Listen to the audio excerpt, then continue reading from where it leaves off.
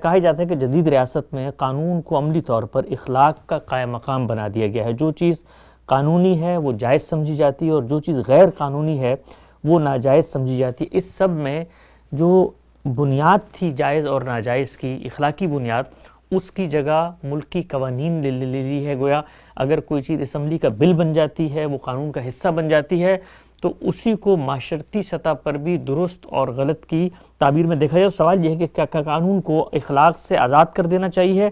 اور جدید ریاست کے اندر یہ جو ہمیں ایک پہلو نظر آتا ہے کہ قانون سازی ہو جاتی ہے اور اس قانون سازی پر عمل درآمد کو یہ کہہ کر منوایا جاتا ہے کہ اگر آپ اس کو نہیں مانتے تو گویا پھر آپ سسٹم کے خلاف ہیں، گویا پھر آپ ایک کسی گناہ کا ارتکاب کر رہے ہیں یا آپ نظم اجتماعی سے بغاوت کر رہے ہیں.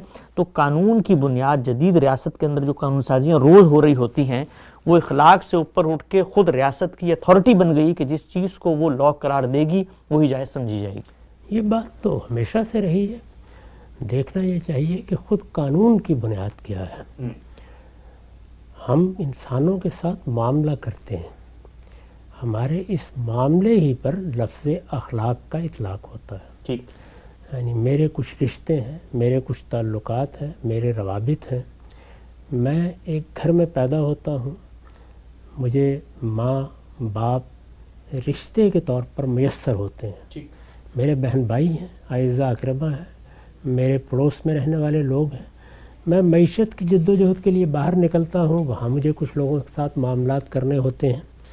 یہ معاملات ہی ہیں جن کو ہم اخلاق سے تعبیر کرتے ہیں. اخلاق کے رذائل بھی ہوتے ہیں، فضائل بھی ہوتے ہیں. ان دونوں چیزوں سے بھی ہم واقف ہیں. اللہ کی کتاب قرآن مجید ہمارے پاس موجود ہے، اس نے اس کی بنیادیں بالکل متعین طریقے سے بیان کر دی ہیں. یہ بتا دیا ہے کہ مثبت طور پر ہر انسان کو انفرادی، اجتماعی، ہر طرح کے معاملات میں عدل سے کام لینا چاہیے. اسے لوگوں کے ساتھ احسان کا رویہ اختیار کرنا چاہیے.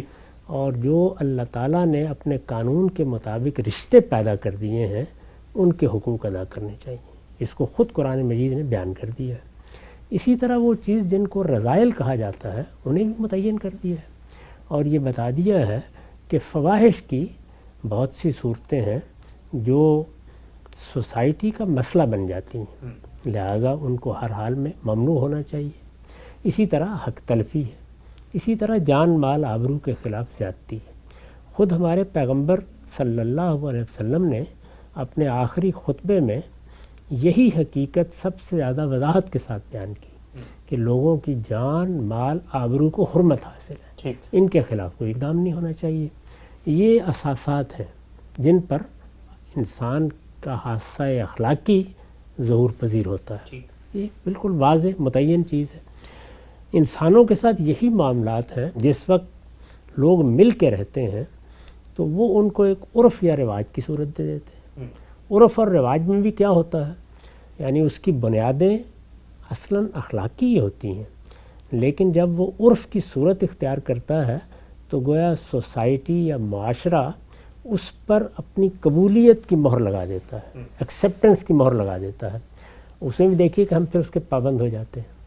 یعنی کتنی چیزیں ہیں کہ جن کے بارے میں اخلاقی امکانات پر گفتگو ہو سکتی ہے، یعنی اس کو 2-3 زاویوں سے دیکھا جا سکتا ہے، لیکن جب ان میں سے کسی ایک پہلو کو لے کر سوسائٹی اسے اپنا عرف قرار دے دیتی ہے، جس کو معروف کہا جاتا ہے یا رسم یا رواج بنا دیتی ہے، تو میں بھی اس کی پابندی پر مجبور ہوتا ہوں، آپ بھی مجبور ہوتے ہیں.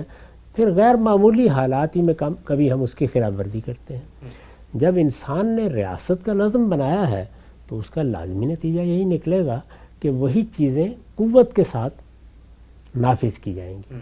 اس میں جو غلطی ہوئی ہے اور موجودہ زمانے میں وہ غلطی ہر جگہ ہوئی ہے، یعنی جدید ریاست میں وہ غلطی مسلمانوں نے بھی کی ہے، وہ غیر مسلموں نے بھی کی ہے، وہ دونوں تہذیبوں نے بھی کی ہے. یعنی مشرقی تہذیب، مغربی تہذیب. مشرقی تہذیب کی بہت سی صورتیں ہیں، وہ آپ جانتے ہیں. اس میں اسلامی تہذیب بھی ہے یا مسلمانوں کی تہذیب بھی ہے، اس میں مشرکانہ تہذیبیں بھی ہیں اور بعض دوسرے احوال بھی ہم دیکھتے ہیں. تو وہ غلطی کیا ہے؟